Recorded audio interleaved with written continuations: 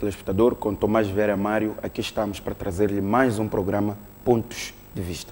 Boa noite, Tomás Vera Mário, seja bem-vindo ao programa de hoje. Boa noite, obrigado. Muito bem, caro telespectador, como é hábito no programa, começamos com o facto da semana. Tomás Vera Mário escolheu para esta semana incidente no embarque de Ericino de Salema para tratamentos médicos fora do país. Tomás? Uma vez mais, muito boa noite. Como já é sabido, o nosso colega Ericino de Salema partiu esta semana para tratamentos médicos no estrangeiro. Na hora do seu embarque no aeroporto internacional de Maputo, ocorreram incidentes rocambolescos, cuja explicação até agora não foi convincente para a opinião pública. Sem discutir o mérito da polícia na sua atuação no aeroporto, isto é, os fundamentos desta presença e atuação, foi evidente que a ação dos agentes da polícia foi desarticulada, improvisada, a tal modo que atraiu até a intervenção da embaixadora sueca em Moçambique. Temos que convir que isto nos envergonhou a todos nós. Não era suposto que uma situação dessas chegasse a esse nível. E houve uma parte desta peça teatral no aeroporto que foi a obrigação de um acompanhante do Ericino de apagar imagens que teria tirado no aeroporto no quadro daqueles episódios. Ora, a questão de imagens em lugares públicos deve ser, de uma vez por todas, esclarecida. Se no aeroporto de Maputo existem zonas em que não se pode tirar imagens, é preciso que a empresa que gera o aeroporto identifique esses sítios de forma clara e inequívoca, para que toda a pessoa saiba que, naquele espaço, há zonas onde não se pode tirar imagens.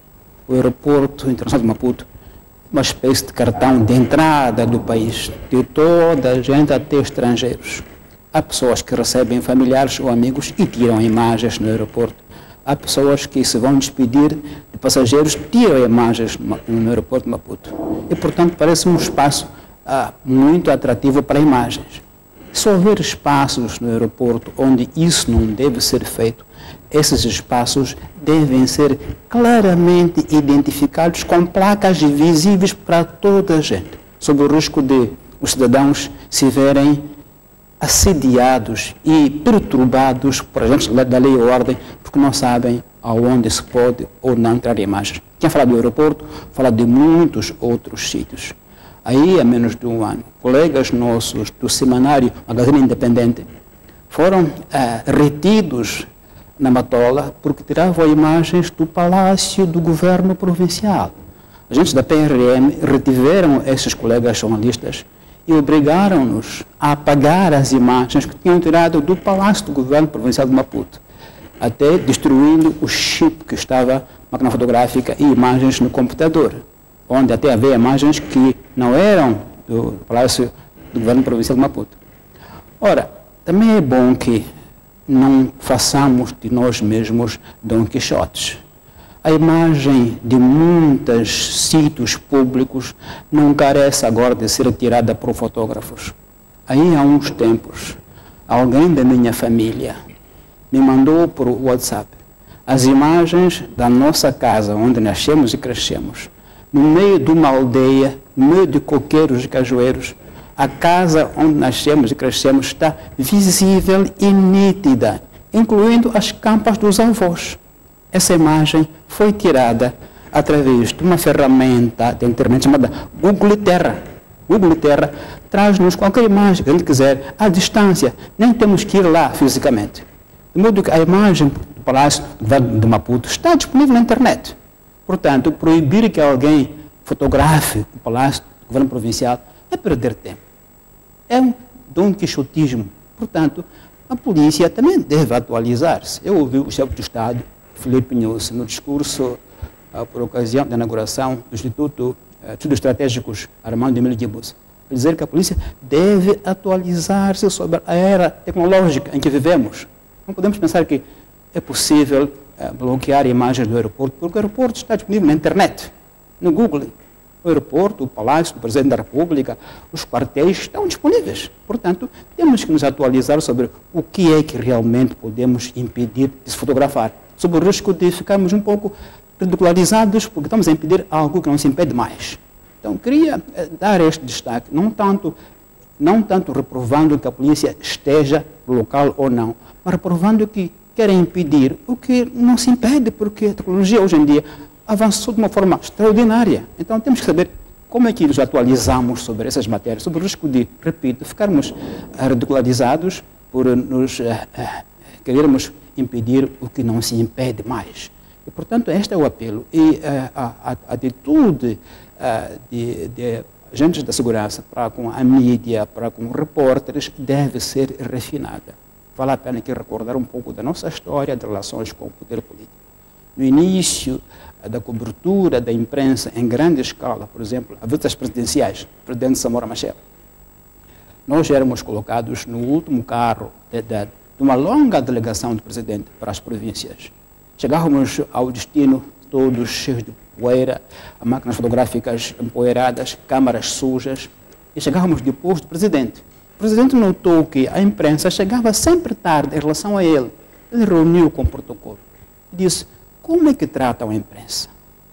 Eu quero que a imprensa, primeiro, chegue ao local antes de mim. Chegue lá ao local antes de mim. Se é preciso comer, que coma, almoce, tome pelo almoço e fique pronta para me receber em carro próprio, à frente de mim, não atrás de mim, para não apanhar poeira e não se atrasar. Daí em diante, a atitude do poder em relação com a mídia mudou.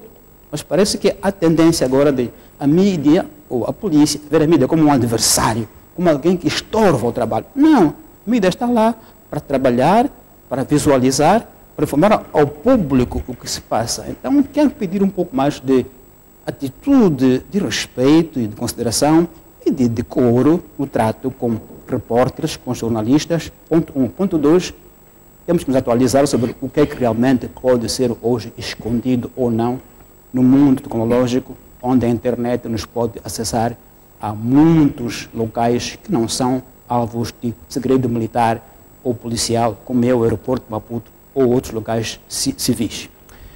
Muito bem, Tomás, vamos então aos pontos de discussão. Selecionamos para hoje 4 tópicos, são eles as explicações do Ministro do Interior, Basílio Monteiro, sobre os crimes violentos, nomeadamente contra Gilce Stack, José Jaime Macuan e Ercílio Salema. Vamos também falar sobre as declarações do Presidente da República quando da visita à província de Gaza, a transferência da Alexandra do Lene para Marraquém e os desenvolvimentos da detenção de Lula da Silva, que é a notícia mais marcante ao nível internacional. Comecemos pelas declarações do Ministro do Interior. Essencialmente, o Ministro do Interior disse que estão-se a seguir pistas, mas não há nenhuma informação ou dados concretos. A minha pergunta, Tomás, é como é que ficou? Ficou convencido, ficou esclarecido, ficou encorajado, digamos assim, com as palavras do Ministro do Interior? Bom, primeiro quero ressalvar que notei as circunstâncias em que o Ministro foi interpelado. Foi, digamos, incidentalmente, ele não estava provavelmente à espera que lhe fossem colocadas essas questões e respondeu ali de forma incidental. De qualquer modo, as respostas do Ministro, tendo em conta a natureza dos casos em questão, tendo em conta a atenção que despertam ao país e ao mundo, já que o referimos que esses casos são referidos em relatórios internacionais de direitos humanos e, portanto, com impacto na imagem do país e até na sua relação com seus parceiros. Tendo em conta esses elementos, penso que o Sr. Ministro podia ter sido um pouco mais portador de conteúdos substantivos sobre as investigações em curso em torno destes casos. Não foi, foi lacônico e foi lacônico para dizer que, efetivamente, não há desenvolvimentos novos, não há elementos novos. Portanto, no fim do dia, a mensagem é que provavelmente não devemos esperar resultados que possam conduzir, seja quem for, ao tribunal para ser julgado. Foi essa a mensagem que deu a entender. Pode não ser esta a realidade dos factos. Ponto 2, eu desejaria bastante que, em vez do Ministro do Interior, que é uma instituição política, esses esclarecimentos fossem dados pela PGR, que é a instituição do Estado responsável pela investigação e pela ação penal. Portanto, eu acho que o silêncio continua, se tivermos como perspectiva a PGR como sendo a entidade por excelência que deve informar ao público sobre o curso das investigações de crimes, como é este caso. Não sei se estamos todos enganados, mas há uma percepção pública de que a PGR decidiu entrar em mutismo total e completo, em ostracizar-se a si própria, fechar-se em copas e ficar silenciosa e fechar os ouvidos. A imagem pública hoje que se tem da PGR é de uma instituição que não quer ouvir, não quer falar, não quer comentar, e portanto que o público fale até que eventualmente um dia se canse de falar. Mas penso eu que o Sr. Ministro, neste caso, deu a entender que não há elementos de avanço nas investigações, primeiro, e que por isso, se calhar, não podemos esperar novos desenvolvimentos. Mas, repito, como ponto de ressalva, o Ministro foi encontrado, digamos, de surpresa. Pode ser que nessas circunstâncias não tivesse preparado informação circunstanciada sobre o assunto, mas se a tem e não pode, naquele caso, dá-la ao público, pode fazê-la por iniciativa própria a qualquer momento. Porque realmente ficou a impressão de que não tinha informação substantiva sobre um casos tão importantes, com impacto político muito importante, como aqui já referi. Portanto, penso eu que mereciam um pouco mais de profundidade nos esclarecimentos para que a opinião pública nacional e internacional tivesse uma ideia mais consistente sobre a quantas andamos e quais são as expectativas que se pode ter sobre o curso dos processos de investigação desses casos. Me lembro que no início do processo, após a morte do professor Júlio Sestac, o nosso governo, o Ministério do Interior, anunciou que teria pedido ajuda, colaboração internacional sobre esse processo, o que mostra que estava consciente da gravidade e, se calhar, de como o caso era complexo, por isso que pedia colaboração internacional. Então, será que mesmo com essa colaboração internacional não há pistas? O caso há de morrer por falta de pistas? Ou, como dizia o Ministro, o caso já é muito antigo, mas é muito antigo nas mãos de quem está. Não é muito antigo sozinho. Portanto, se ficou antigo nas mãos da investigação. Então, eu penso que, em resumo, a opinião pública não ganhou muita informação com o Sr. Ministro nos termos em que interviu, mas, repito, provavelmente foi de improviso, não estava com o dossiê presente, nem tinha os fatos, mas se for esse o caso, se podia ter criado oportunidades para dar esclarecimentos pode agora mais aparecer detalhados na sua própria agenda, convidar a imprensa para esclarecer, porque realmente desta vez não esclareceu. Muito bem, Tomás, vamos então passar para outro tema, as declarações do Presidente na visita a Gaza. Há 3 pontos que saltam à vista. O Presidente fez declarações em que falou das pessoas que reclamam dos problemas do país e não são parte da solução. Notou-se também uma pressão à Assembleia da República para fazer passar o pacote de descentralização e o discurso também da tolerância como a única forma de vivermos em paz. Comecemos com a questão das pessoas que só reclamam e não fazem parte da solução. Aqui é preciso ter a nota de que o Presidente deu o exemplo de si próprio como alguém que, em relação ao diálogo político, assumiu o processo e iniciou o diálogo com Afonso Dhlakama, tendo trazido as tréguas militares, transmitindo uma ideia de atitude que muita gente não tem. A minha questão é, como é que analisa este desconforto, digamos assim, que o chefe de Estado tem em relação a alguns segmentos da sociedade? Bom, nosso presidente é o presidente eleito por quase 27 milhões de pessoas. Cada pessoa é uma raça, cada pessoa tem um monte de expectativas em torno do nosso presidente. É natural que as pessoas façam muito ruído aos ouvidos do nosso presidente, porque é ele que nós elegemos. Então, não deve espantar nosso chefe de Estado que os moçambicanos reclamem para ele, porque, na linguagem bem moçambicana, é o pai da nação, primeiro. Segundo, eu acho que também não devemos nos espantar quando o presidente aparece com ideias que exprimem diferença em relação a outros poderes do Estado, como é o Parlamento. Aquela frase que alguém inventou, que eu acho que é muito forte, diz que a unanimidade é burra. Né? E, portanto, se José Maria Neves, antigo primeiro-ministro de Cabo Verde. Citou alguém, outro autor. De qualquer modo, unanimidade é burra, quer dizer que temos que esperar, com naturalidade, que haja este debate, este forcing dialético entre o Poder Executivo, neste caso, na pessoa do Presidente, e o Poder Legislativo no Parlamento. Se o Presidente submeteu o documento ao Parlamento, submeteu-o com a ideia de que no Parlamento pode haver ideias diferentes, senão não submeteria ao Parlamento. Não é? Portanto, submeteu-o porque há esta hipótese de haver no Parlamento ideias diferentes. Não é por acaso que a nossa Constituição da República dá o prazo de 90 dias entre o dia em que se propõe, em que se submete a proposta e o debate, precisamente para que as partes leiam os documentos, possam consensualizar as posições antes de ir às plenárias, que são mais formais. E, portanto, não houve 90 dias formalmente falando, mas estão havendo informalmente 90 dias de consultas, como a Constituição prevê. E as questões que, segundo se percebeu, levaram a que as bancadas devolvessem a proposta aos proponentes, neste caso ao chefe do Estado, ao presidente da Renam, são sobretudo duas questões.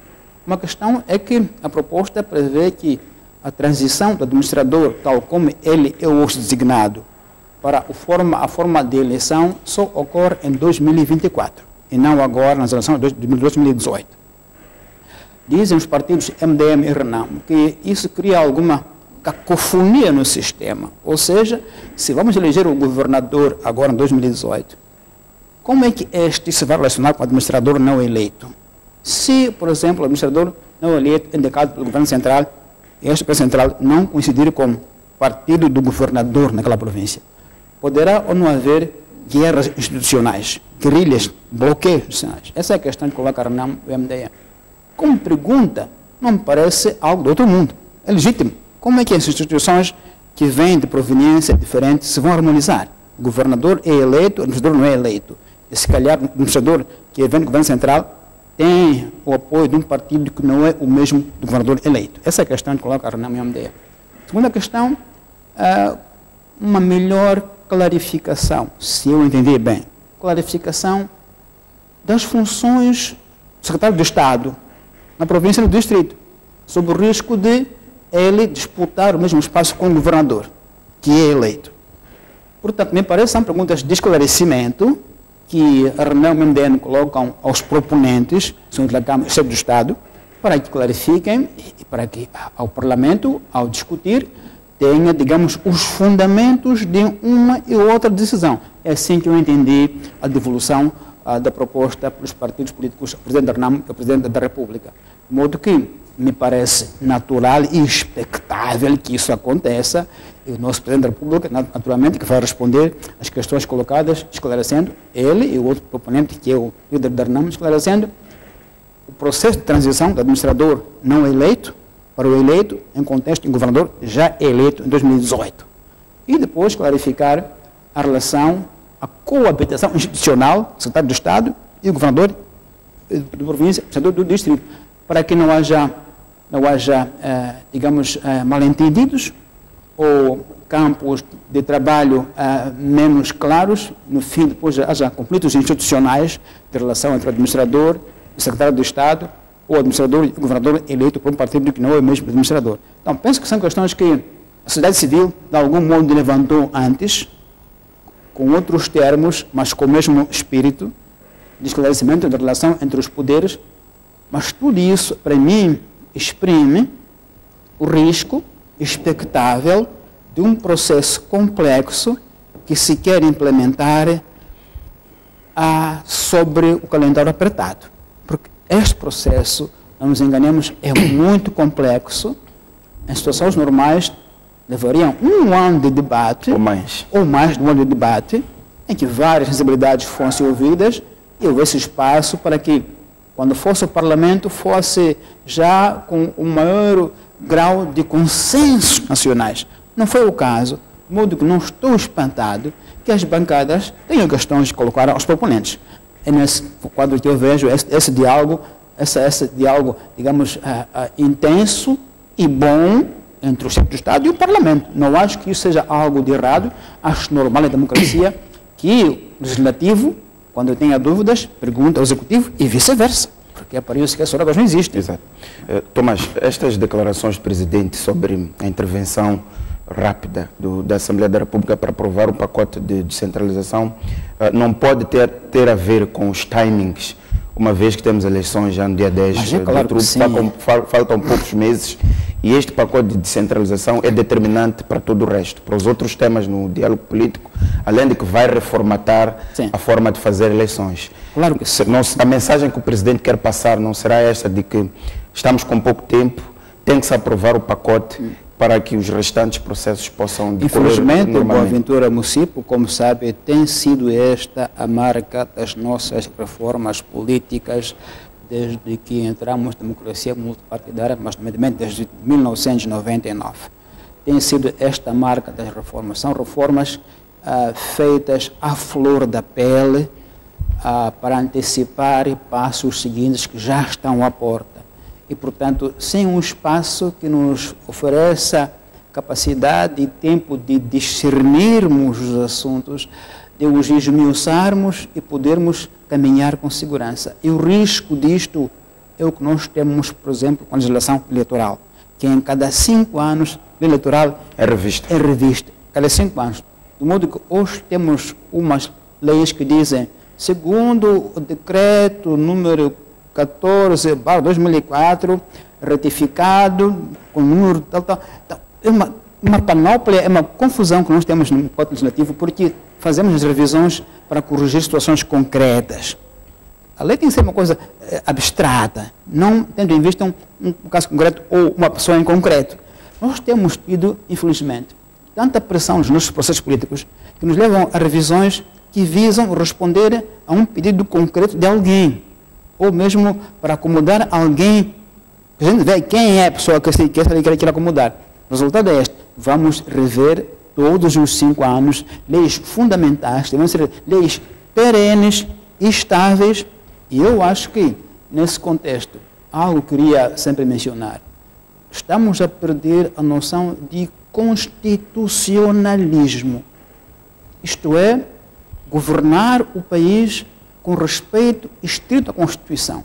A forma como nós mexemos a Constituição tornou-se um diário que está no cabeçalho do dono. Acorda de manhã, risca uma frase, escreve outra. Outra manhã, acorda, risca uma frase, escreve outra. Uma Constituição da República é um livro perene. Não é algo que se possa rever todos os 3 meses, sempre com o fundamento em que há questões urgentes. Quer dizer, se a Constituição se protege de várias formas, até coloca prazos para a revisão, é porque o legislador constituinte prevê que há de haver casos urgentes. E por isso mesmo, ela fecha-se. Seja qual for a urgência, por favor, não me mexam a não ser no prazo X. Para quê? Para garantir estabilidade. Agora, como temos mexido a Constituição, incluindo com cláusulas fundamentais, hoje diz, por que não mexer hoje? Se isso já foi feito no passado. Ou seja, é como se, repetindo um erro, chega a um ponto que o erro fica certo. Não fica certo, para o repetir. É um erro mesmo. Então, eu acho que o que tu dizes que é porque temos um calendário à frente, é verdade. E não é a primeira vez que está a ser uma prática normal no nosso país. As leis serem feitas para responder a casos presentes. Não é forma de legislar. Casos presentes, porque esse caso presente amanhã não existe mais. E você já reviu. Então tem que rever de novo, porque aquele caso que o motivou a rever deixou de existir ou de ser relevante. Infelizmente, é esse o caso, temos que viver com isto, até que um dia o país se estabilize e se façam leis, não em base em casos concretos e presentes, mas numa perspectiva de uma divisão do futuro mais serena, mais calendarizada e que dá espaço a que todos possam participar e se alcancem consensos em calma e em paz. Muito bem. Tomás, a questão de fundo que se levanta nestas linhas é que faltam 5 meses para as eleições autárquicas. É sustentável avançar com este processo dentro deste calendário? Vai-se ter um pacote com qualidade? Vamos ter eleições a decorrerem com normalidade no dia 10 de outubro? A minha questão é se é sustentável avançar com o processo assim como está. Eu penso que as circunstâncias do país não nos oferecem outra escolha. Eu me lembro sempre do que se passou nas últimas eleições. A revisão do pacote legislativo arrastou-se ao longo de 2 anos. As bancadas maioritárias da Frelimo e da Renamo não se entendiam na revisão do pacote legislativo. Até foram feitos seminários e retiros fora da cidade de Maputo, com as 2 bancadas, ou até em termos de comissões especializadas, para ver se ao nível de comissões era mais fácil alcançar consenso do que entre bancadas. Não se alcançou consenso nenhum. Todas as propostas que a Renamo tinha não eram, a Frelimo não os acolhia. 5 dias antes das eleições, o pacote foi aprovado em pé por unanimidade. Onde é que está a lógica disto? Depois de 2 anos sem acordo, o mesmo pacote, uma semana antes das eleições, foi aprovado por 2 bancadas em pé por unanimidade. Por quê? Porque houve ordem que veio das lideranças dos partidos políticos e do governo para que o Parlamento esquecesse as divisões e aprovasse o pacote. Então, nós temos simplesmente este passado que nos persegue, de que há sempre situações atrás de nós de urgência, sobretudo situações em que alguém atrás de nós tem uma arma. E, portanto, é uma espécie de coação ao público, povo moçambicano, para avançar, num certo sentido, sempre que temos eleições nas vésperas. Então, a resposta é, o contexto atual não nos dá outra opção, senão nos conformarmos com um quadro legislativo que vai emergir 5 meses antes das eleições e, nesse quadro, nos conformarmos com as consequências óbvias de um quadro que não será por todos muito bem dominado. Não tenho dúvidas que há de haver muita interpretação diversa desse pacote de descentralização. Há de haver interpretações, algumas das quais não lembrarão o diabo. E há de haver conflitos institucionais de papéis e funções confundidos entre o secretário de Estado, o governador, o administrador eleito, o governador não eleito e vice-versa. E, portanto, temos que esperar que isso vai acontecer e teremos que, caso a caso, ir resolvendo as questões até que todo mundo esteja claro sobre o que isso implica, como é que isso se operacionaliza, como é que as instituições se relacionam, como é que se presta contas uns com os outros. Talvez nos próximos 5 anos vamos percorrer esse quinquênio só acertando as interpretações do pacote. Mas isto também acarreta o risco de, a seguir ao processo eleitoral, termos confusão. Os tais conflitos eleitorais que temos a seguir ao processo, caso as partes que estão a negociar o pacote legislativo não se entendam ou não atinjam os seus objetivos com as eleições. Sim, se nós quisermos ir para a gênese do processo em que hoje nos encontramos, como é que ele nasce? A descentralização, no ponto em que hoje é debatido no Parlamento, e não como era originalmente, começa com o fim das eleições de 2014, em que a Renamo realiza as eleições e propõe um governo de gestão. A ideia do governo de gestão não acolheu compreensão de ninguém, mesmo fora do país. A Renamo passa dali para pedir que quer governar nas 6 províncias onde entende que ganhou. Depois passa aí a falar de autonomias provinciais. Então, todo o processo tem essa gênese. Não é uma gênese genuína de um programa do partido político, dizer que nós somos assim, assim, não. É uma gênese que nasce de reivindicações concretas, pontuais. E, portanto, se a gênese é essa, tudo se vai refletir pela sua origem. A interpretação que o partido proponente tem deste processo é de governar onde ele acha que ganhou. Não é tanto de partilha, de descentralização, não, é governar onde eu ganhei. Não é uma proposta de solução para o país. Para o país. É para resolver problemas internos. Não nasceu como um projeto que a Renamo levou ao Parlamento, dizer, nós, Renamo, pensamos que o Moçambique no futuro deve ser assim, assim, assim. Qual é a ideia da nação sobre isto? Não foi isso que nasceu. Nasceu como reivindicações evolutivas, em termos de o que é que nós queremos para termos acesso ao poder, mesmo perdendo as eleições gerais. Queremos governo de gestão, não dá. Queremos governar autonomias provinciais, não dá. Então, vamos de centralização. Então, toda essa gênese vai se refletir na interpretação que há de ser feita por todas as partes envolvidas, porque nem todas as partes assumem um pouco o espírito deste processo. Há quem pensa que é mesmo para as províncias onde cada um, entre aspas, ganhar, fiquem dele. como se não houvesse poder central. A ideia de Estado unitário, que o Presidente da República sublinha muito, pode diluir-se nisso. Vamos ver na prática como é que isso vai acontecer, como é que vai ser interpretada a autonomia, o ganhar uma província, quer dizer o quê para alguns partidos políticos? Pode não ter a mesma interpretação de todos. E, portanto, temos que esperar, nos próximos 5 anos, debates interpretativos e aplicativos do que isso quer dizer. Não será, certamente, algo sem debates, sem controvérsias, não. Há de haver controvérsias, isso não há dúvida. Muito bem. Tomás, insisto na primeira questão sobre as declarações do Presidente, a ideia de que há pessoas que só reclamam, que não têm atitude, que não fazem parte da solução. Como é que descreve o sentimento do Presidente ao fazer essas declarações? Não sente o apoio que pretendia para fazer avançar determinadas decisões? É muito provável que seja isso que o chefe do Estado quer transmitir, que há pessoas que ficam sentadas com caneta na mão para anotar os problemas que o país tem, fazer uma espécie de shopping list, lista de compras, não é? E endereçar ao chefe do Estado a lista de compras todos os dias, todos os meses, todas as semanas, sem sequer se darem ao trabalho de sugerir como é que se compram esses produtos que eles querem. Deve ser um pouco este sentimento que o chefe do Estado exprime, de que, sim senhor, há problemas e estamos chegando, mas gostaria que não me trouxessem só problemas, mas sugerissem caminho de solução, porque é como quem quer provar a capacidade do chefe do Estado de abordar problemas. Então a gente faz uma lista toda hora e passa para ele, para ver como é que ele vai abordar o problema. Muitas vezes nós temos uma ideia de solução, mas queremos ver a ele, como é que ele vai abordar. Deve ser um pouco isso, o sentimento que ele quer exprimir, se eu interpreto bem as palavras dele.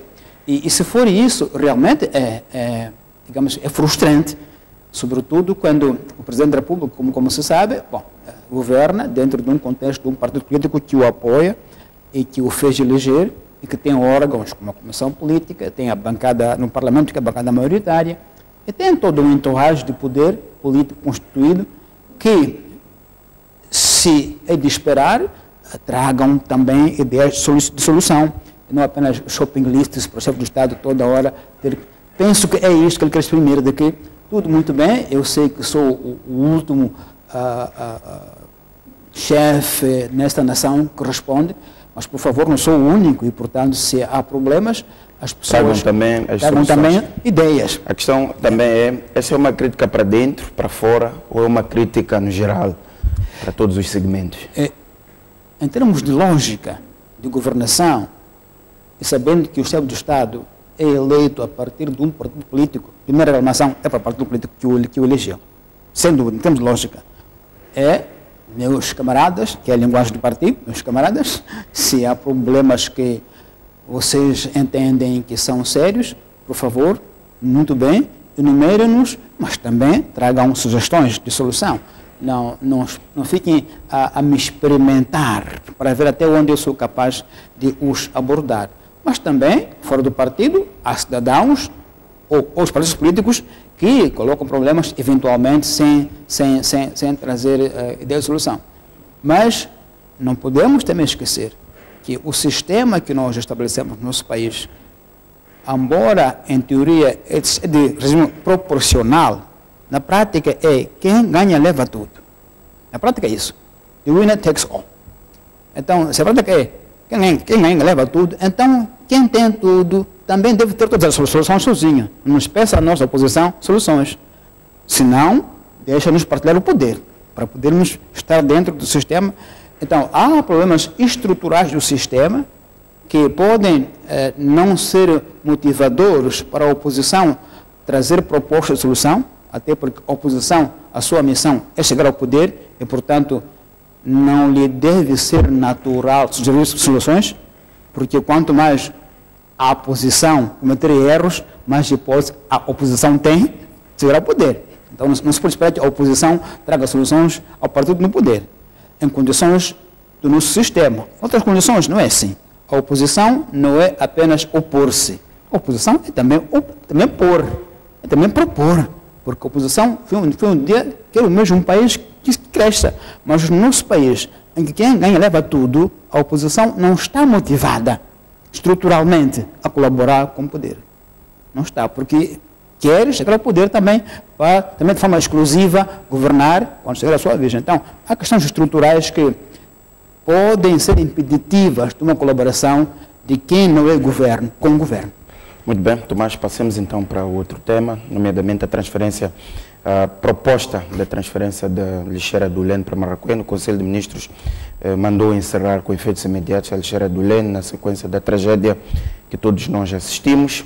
O Ministério da Terra, Ambiente e Desenvolvimento Rural está a desenvolver uma proposta para passar a lixeira provisoriamente para Marraquém. Isto criou uma confusão, é uma zona habitacional, os residentes não concordam. Há alguns anos, o Ministério da Terra, os municípios de Maputo e Matola assinaram um acordo para a construção de uma lixeira no bairro de Matlamele, na Matola, e a confusão que existe é que populares ocuparam o espaço e não é possível fazer a lixeira ou o aterro sanitário. E vai-se passar para Marraquém. A minha questão é, o que isto lhe indica? É uma questão de improviso em questões centrais que alteram a qualidade de vida das pessoas? Me parece mais do que evidente que esta é a consequência expectável, que não nos pode surpreender, quando a gestão de assuntos públicos é feita como trabalham os bombeiros. Quando a gestão de questões públicas é feita para resolver crises presentes, necessariamente é uma gestão de improvisos. E os improvisos sempre encontram resistência, porque nem todos vão se associar aos improvisos. E este é claramente o exemplo típico de soluções de improviso que encontram resistência legítima. Legítima. Uma lixeira é um assunto muito sério, sobretudo no caso em que as pessoas estiveram assustadas com as consequências da queda de Lene. Há uma imagem de o que é que pode acontecer com uma lixeira. É matar-nos. Então, se você transfere aquilo que matou pessoas para um outro sítio, a ideia é, agora a morte vem para aqui. Não queremos a morte aqui. Que vá para outro sítio. Não. É consequência natural de gestão pública de bombeiro, em que não há planificação. Neste país sempre se pediu, tem que haver ordenamento territorial. O ordenamento territorial é uma questão central que está nas leis todas. O território deve ser ordenado, planificado, para se saber o uso de cada parcela deste país. Mesmo agora, com os grandes projetos agrícolas ou de extração de recursos naturais, precisa um planeamento do território, para que não haja improvisos. Aí está a consequência. Portanto, a população de Marraquém está traumatizada com as imagens de Lene e não quer para si o que aconteceu no Lene. Agora, o executivo terá que, de forma criativa, encontrar uma solução que não choque com a população, mas também não fiquemos com a lixeira suspensa no ar, como parece ser agora o caso. E, portanto, não tenho outro comentário, vamos dizer o seguinte, é a reação natural de uma gestão baseada em política de bombeiro, que encontra pessoas desprevenidas, sobretudo num caso tão sensível e com imagem trágica ainda presente nas nossas memórias. As pessoas estão com medo e, portanto, transferir um local que significou morte para outro local é natural e legítimo, que as pessoas reajam mal. Portanto, é um desafio aqui de direito de encontrar forma de mobilizar a população, dar garantias de que o que aconteceu no Lene não vai acontecer a Marraquém, dar garantias de que está tudo prevenido para que a lixeira não seja um ponto de morte, mas, pelo contrário, um ponto de proteção à saúde pública, e esse trabalho não se faz do dia para o dia. É um trabalho prolongado. E mais, a gestão ausente que se fez de Matlamele leva a isto. Houve um acordo assinado entre os municípios de Maputo e Matola, publicamente, espaço reservado, mas faltou a autoridade para manter o espaço. Quer dizer, a autoridade que se dá às instituições não pode cair na rua por reclamar, a população ignorou o aviso. E você fez o que como autoridade perante essa ignoração do aviso? Não, eu penso que, senão não vale a pena ver instituições. Se as instituições não têm poder de se impor para que haja ordem pública, haja saúde pública, então por que temos instituições? Tem que se demarcar um espaço. A população depois entra lá, faz casas, reclamamos. A população não obedeceu o espaço vedado. E depois, acontece o quê? Quando este mesmo Estado tem os instrumentos necessários para manter a ordem. Claro que tem. No caso da Alixeira do Lene, uma das questões que se levanta é que as pessoas foram viver ao lado da Alixeira. No caso de Marraquém, é a Alixeira que vai para uma zona onde as pessoas vivem. Levantou a questão do planeamento territorial e nós acompanhamos quase todas as nossas instituições ao nível municipal e central têm estes documentos. Chama-se planeamento territorial ou tem outro nome, mas tem alguma visão sobre como é que organiza o seu espaço. A questão de Macamele, que começa a ser um problema de fundo, que é a ocupação dos espaços reservados pelo Estado, como é que se trata? Estava a dizer que... A autoridade do Estado coercivamente deve-se fazer sentir o poder de Estado e o poder de Estado, e o poder de coerção. Se for preciso usar a força, que se use a força. Ou então não vale a pena haver autoridade do Estado. E amanhã todos nós reclamarmos. Quer dizer, se também o Estado chora, onde fica o cidadão? Há pouco tempo houve uma consulta pública, terceira consulta pública ou comunitária, do distrito de Moma, porque a empresa Kenmar está a expandir as áreas de exploração de areias pesadas. A população pergunta, mas afinal a Kenmar vai até onde? Vai até onde a Kenmar? Há uma previsão de espaço. Cada ano a Kenmar pede mais terreno, mas vai para onde? Alguém pode nos dizer que a Kenmar vai parar aqui? Porque já vai até Angosta. Então não há previsão. A população tem que estar toda hora a ser consultada para ser movimentada de um lado para o outro. De repente, a Kenmar iniciou a exploração numa zona concessionada, zona A. Depois entrou na zona B. A população da zona B tem que ser tirada para a zona C. Depois vai para a zona C. Então, onde é que nós paramos? O território deve ser ordenado. E decidido, olha, a Kenmar vai daqui para ali, porque recursos naturais há de haver em todo o sítio. Onde é que paramos com isso? A população fica sempre com trouxa nas costas, de um lado para o outro, porque há mais uma descoberta aqui, a fábrica quer expandir. Mas tem que haver uma planificação, uma previsibilidade da vida das pessoas. É esse o caso de Marraquém. É esse o caso. A pessoa tem que ter uma previsibilidade. Não pode toda hora a pessoa ficar com trouxa nas costas, porque há mais um projeto, outro projeto. Não é possível viver assim. Muito bem, Tomás, vamos então para os desenvolvimentos da detenção do ex-presidente do Brasil, Lula da Silva. É a notícia mais marcante ao nível internacional. Acompanhamos dias bastante intensos de negociação, mas também de agitação entre os apoiantes de Lula da Silva, os simpatizantes e membros do PT, Partido Trabalhista, mas também vimos manifestações de gente que concorda com a detenção. A minha questão é, que significado é que tem para si a prisão de Lula da Silva? Eu penso que este é dos casos raros em que mesmo os setores, digamos, da direita, mesmo no Ocidente, nos Estados Unidos, estão convictos de que Lula da Silva é alvo de um processo político, não de um processo judicial. O maior jornal do mundo, New York Times, escreveu um texto que anda pelo mundo fora, em que diz que qualquer sistema judicial sério jamais ia dar provimento às acusações que pesam sobre o Lula. E que a sua condenação, cito New York Times, vai ser uma hecatombe política no Brasil. E, portanto, a julgar pelas várias análises que andam pelo mundo, tornou-se evidente que Lula da Silva era uma ameaça real de regresso ao poder em 2018. E, portanto, o sistema que se opõe a ele, tudo está fazendo para impedir que ele se candidate.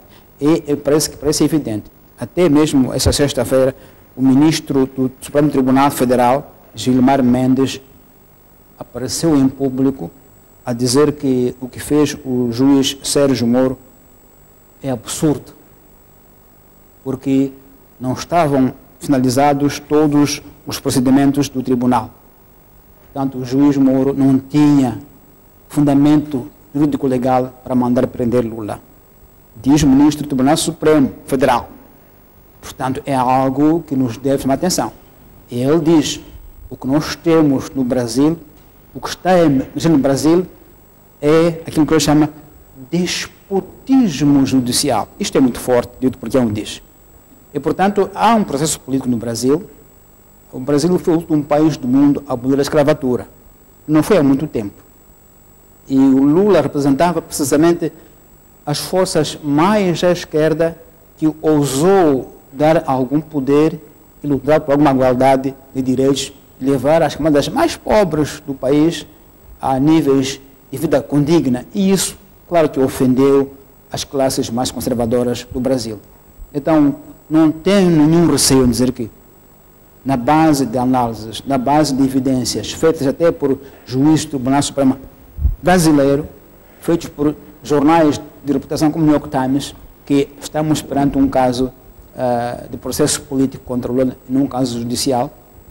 As forças, digamos, do retrocesso e conservadoras do Brasil reuniram-se e disseram: não vamos permitir uma vez mais que Lula da Silva e aquilo que ele representa volte ao poder no Brasil. Sindicalista. Tomás, as sondagens indicam que se Lula concorresse hoje às eleições, ganhava. Uma das questões de fundo é o sistema político partidário brasileiro, bastante descredibilizado. Até que ponto é que estes acontecimentos no Brasil representam a falência ou a necessidade de uma reformatação da forma como o sistema político partidário funciona? É claro que o sistema brasileiro é um sistema muito complexo e a sua corruptibilidade é pública. A Operação Lava Jato está aí para o provar. Quase que ninguém que esteja ligado aos poderes políticos e econômicos no Brasil fica isento de mãos com sangue e com corrupção.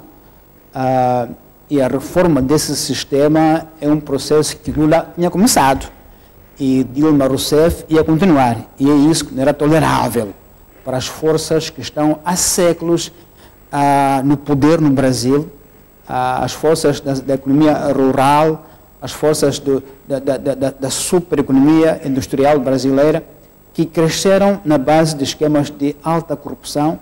O próprio sistema político de eleição dos deputados, baseado até em pagamentos por parte de empresas de forma visível para um deputado, logo mostra a forma, digamos, enviesada como nasce o processo. E é complexo ver como é que foi possível, até a própria mídia brasileira associou-se às forças mais conservadoras do Brasil para derrubar Lula. Quer dizer, o número de artigos e textos e comentários e análises que há na mídia brasileira contra Lula é assustadora. E no Brasil, devido ao trama de ditadura, não há legislação de mídia, não há marco legal na mídia no Brasil. Não há nenhum marco legal de dizer isto ofende a moral, isto é a difamação, não há lei nenhuma. E a mídia está toda na área privada. O Lula tentou até introduziu rádio e televisão públicas, mas não tem o impacto que tem a Globo, as grandes redes, não tem esse impacto. E a mídia associou-se a este despotismo judicial para dar voz a um sistema judicial que tinha uma agenda política clara de eliminar a esquerda, digamos assim, do poder no Brasil. Então, houve uma aliança da mídia e do poder judicial para mobilizar as camadas mais conservadoras para eliminar a hipótese do Lula voltar ao poder. Porque é evidente que Lula voltando ao poder, depois da experiência que teve de como a direita se pode reunir e fazer complô, ele iria, na segunda presidência, preparar armaduras mais fortes para proteger o sistema e proteger aquilo que são suas conquistas no poder político para o povo, e isso, para quem se opõe a ele, não é admissível. Então, vamos ver como que isto vai andar, porque creio que ainda não está fechado o processo. Não creio que Lula vai passar a cadeia 12 anos, não creio que isso vai acontecer. Porque o movimento popular no Brasil é muito forte e até fora do Brasil. Quando o próprio sistema judicial brasileiro, como o Tribunal Supremo Federal, diz que isto é despotismo judicial, algo de profundamente errado está acontecendo naquele país.